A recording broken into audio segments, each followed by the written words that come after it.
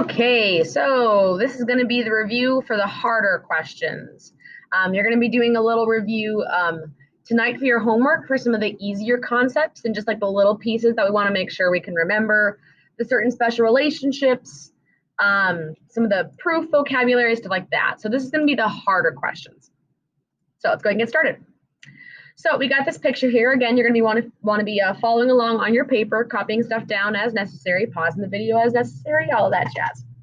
So again, with these proofs, the nice thing is you're going to have options for everything. You're not going to have to necessarily come up with it on your own. But I know it can be hard to figure out which one's the right answer. So let's go through this one. So we are given V is parallel to W and R is parallel to S. This is our end goal to prove. We want to prove this relationship is true. Let's start looking through this. So number one says V parallel to W, R parallel to S. This is our first statement.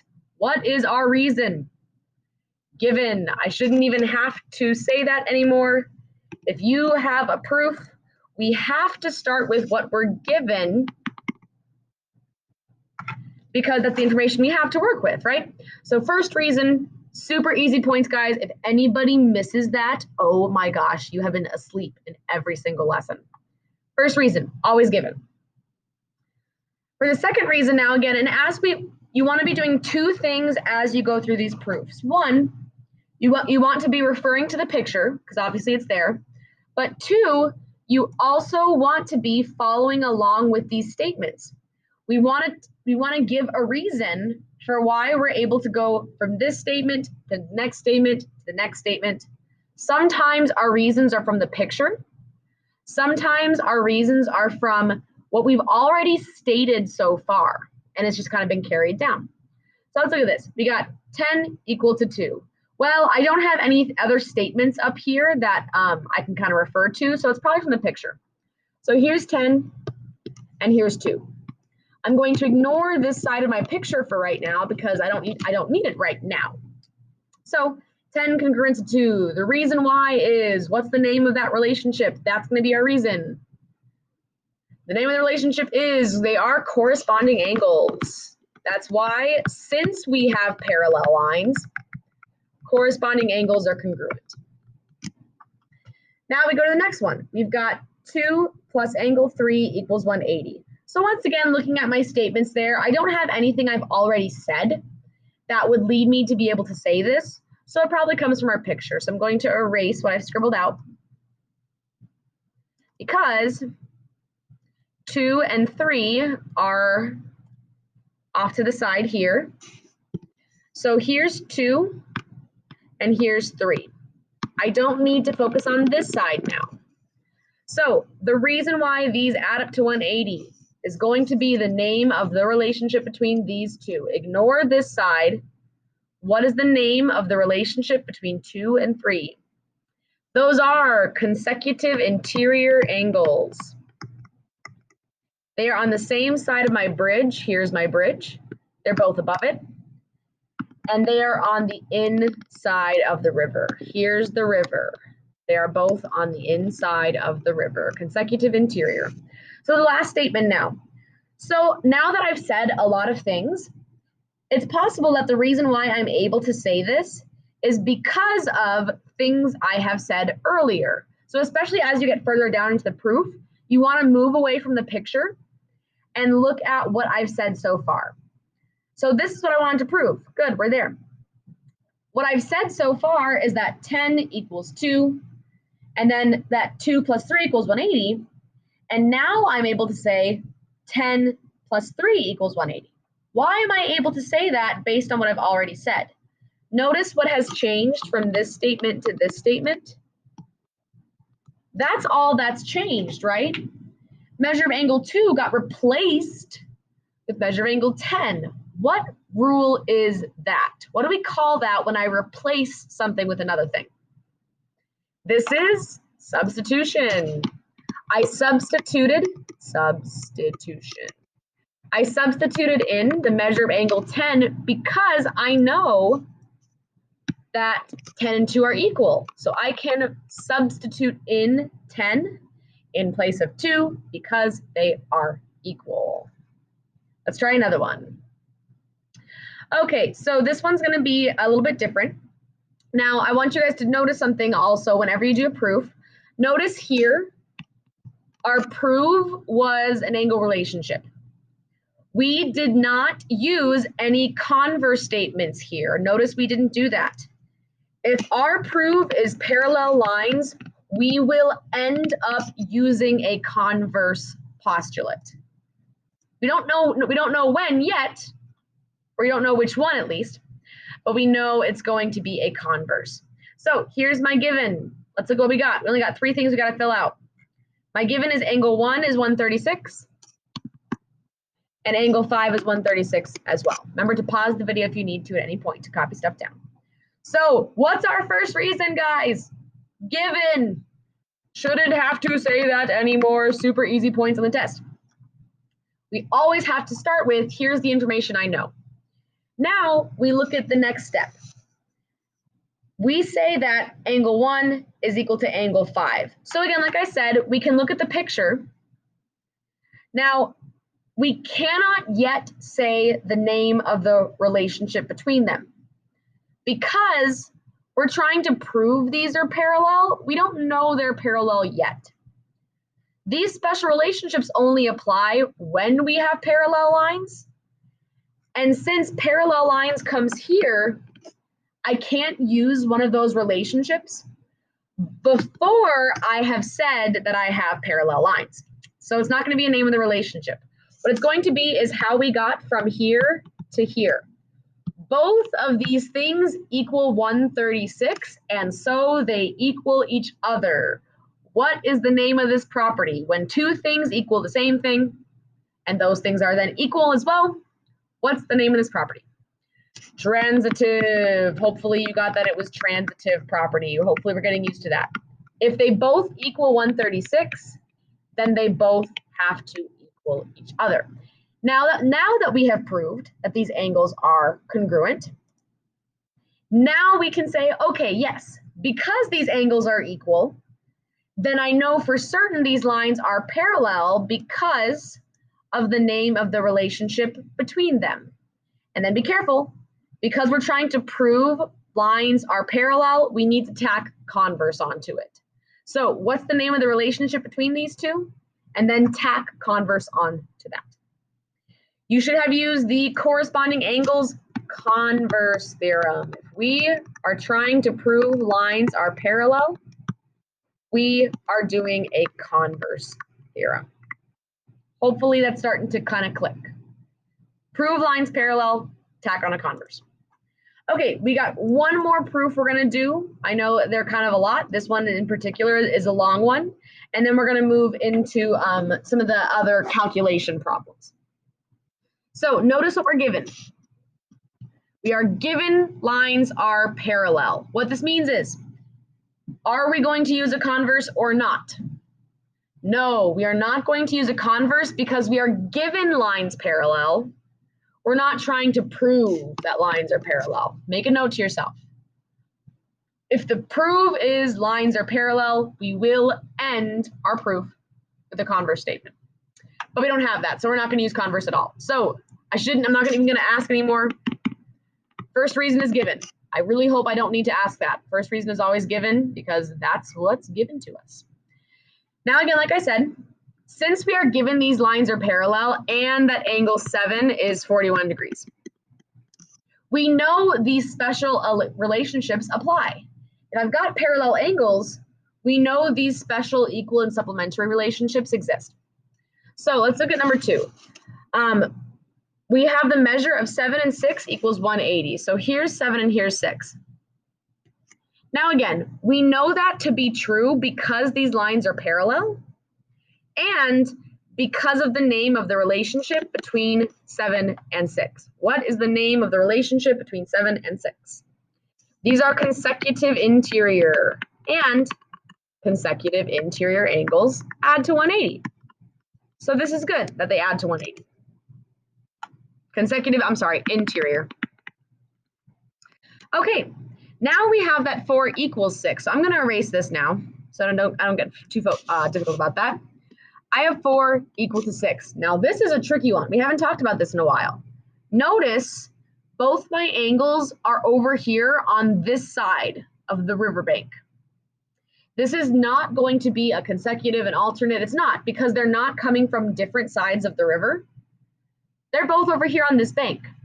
So this is one of our old relationships from last unit. What's the name of the relationship between these two? Vertical angles. Hopefully you recalled that. Since they're both on the same bank of the river, it's not going to be any of our consecutive or alternates or anything like that. Okay, so we know that these two add to 180, and we know that these two are equal. So let's go ahead. That's all the information we have from there. Now what I'm going to do is I'm going to focus on how did I get to these steps based on what I have so far written here. So I have said that 7 plus 4 equals 180. So let's look at what we have so far. Well, that looks similar to what I have up here, that 7 plus 6 equals 180. And then I said that 4 equals 6. Notice between these two statements here, all that changed was I replaced the 6 with 4. Why can I do that? I know that 4 equals 6, and then I replaced 6, with 4. What is the name of that property when I replace something? That is substitution. I'm substituting in angle 4 for angle 6 because they are equal. Okay, going to the next step. So once again, we need to ask ourselves, how did I get from 4 to 5? So let's look at what's different between 4 and 5. Well, everything is the same. This is the same, and this is the same. What I did was replaced, hint, hint there, measure of angle 7 with 41. Look up to everything we've said so far. Why am I able to replace the measure of angle 7 with 41? Look at everything we've said so far. The reason is substitution again. I know up top that 7 equals 41, so I can substitute 41 in. Now, lastly, same thing. We need to know, how did we get from 5 to 6? So I'm going to erase the rest of this. I need to give the reason for how we got from 5 to 6. Now, the tricky part with this is we don't see what they did.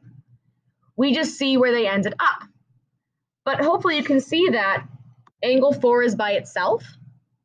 So to get angle 4 by itself here, what should I do to move the 41 over to the other side? We should have subtracted it. Oh, for Pete's sake, sorry. Minus 41. So our reason is subtraction property, because to get angle 4 by itself, 180 minus 41, you can try it in your calculator, does give you 139. So again, to get your reasons, you ask yourself, how did I get from here to here? Give me the reason. How did I get from here to here? Give me the reason. How did I get from here to here? Give me the reason. That's how we think. And again, like I said, guys, these are the hard questions. You will have several very easy, like 2 or 3 step proofs, and that's it. So now we're going to do some equation solving. So guys, recall with these questions, we have to label on our picture what we're looking at. Draw the picture when you guys do the test. Oh my gosh, do not just stare at it. You're going to get so many questions wrong. Draw on your paper what angles are being labeled. We need to identify the relationship. Step 1 is always to identify the relationship. And what is the name of the relationship between these two angles? Corresponding.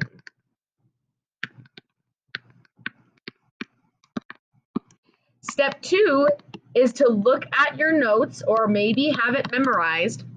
When we have parallel lines, which we do, what are corresponding angles? Equal or supplementary? They are equal. Step 3 is then to set up our equation. If these two are equal, literally I rewrite them and put an equal sign in between them. So take a second and try and solve that. and then we'll come back and check. So I'm going to go ahead and minus the 20 over. Remember, you didn't have to do that. You could have done something else. I'm just choosing to do that. Regardless of where you start, we all should end up at the same answer. I'm going to subtract the x. I got 2x equals 60. And I've got that x equals 30. So no matter where you started, you should have gotten x equals 30. But, oh my gosh, guys, you're killing me. You have to go, okay, I'm going to go back. I'm going to be a good geometry student, and I'm going to reread the question. They did not ask us to solve for x. We need to plug into angle 8. I recommend make a note of that. I'll do it on the next one if I need to. I don't think I actually have another one of these questions. Make a note of that before you even go through. I'm not finding x. I do need to know x. But then once I do, they're asking me to plug into angle 8. Do not forget, guys, to go back and plug in. If you solve for x on these tests, they're going to want you to still go back and plug into something. So my 30 is going in. Our actual answer to get full points on the test would be 120 degrees. Do not forget, if you solve for x, you will not be done. Got to go back and plug into whatever they want you to. Okay, we just have 2 more examples here, and this is the stuff we did yesterday. So I want to make sure we can get this stuff down. Now again, for these questions, you need to have it somewhere. We need this formula. If it says write an equation, immediately look in your notes to find this formula. This is our x1 and our y1. So that's good. We're going to be plugging in these 3 things. Remember that the y and the x are going to stay put. We only plug in the m, the x1, and the y1. So what we need to do from here is, well, I've got my x1 and my y1. I'm actually going to go ahead and just plug those in. Here's my y1, so minus 3. Be very careful where you put that. My x1 is the 4. Yes, even though it goes 4, 3, I plug in the y first and then the x next. But I need m. So here's how we get m. We look at what they want. They want a line parallel to this one. So here's the inner dialogue you have to have. If I want a line parallel to this one, what is the slope going to have to be? Because if parallel lines have what types of slopes? Same slopes. So you need to be able to look at this equation and know that the slope is -3. So if it's parallel, I am going to use the same slope. And then we have to simplify. Go ahead and take a second, try and simplify this, because that's the problem for some of you guys is you were struggling with that. Okay, let's check. So I got y minus 3. I'm going to go ahead and distribute out this -3 here. I got -3x. I have -3 times -4. That's a positive 12. -3 times -4. And then I still need to get the y by itself. I'm going to add it over. We end up y equals -3x plus 15.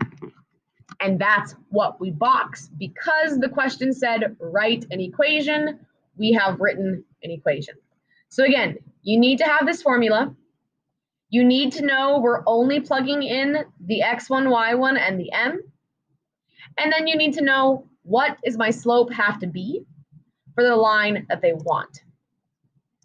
Because on this one, we're still going to use this formula because it says write an equation.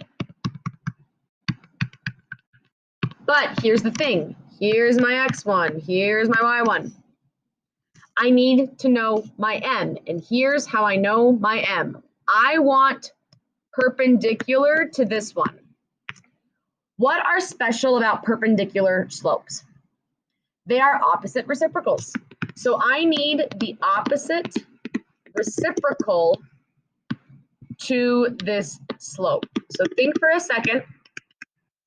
What is the opposite reciprocal of negative 1/4?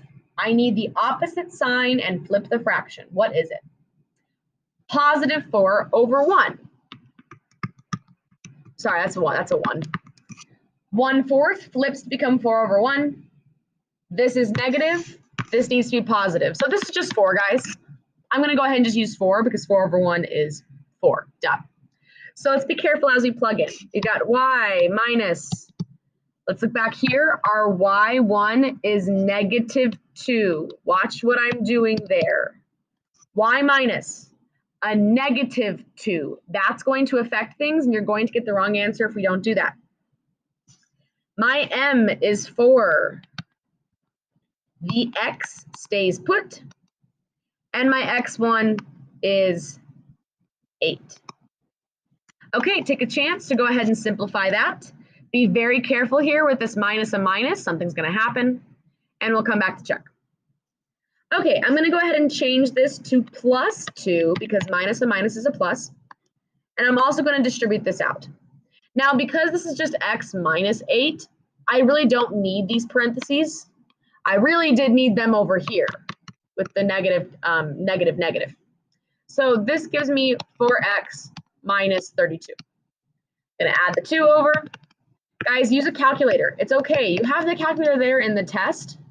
Use it. If you're like negative 32 plus 2, what's that? It's negative 30. Use your calculator. Okay, so these are the hard questions. Again, you're going to now do a little review assignment that goes over just the basic concepts that in particular you need to make sure you have in your notes for the test.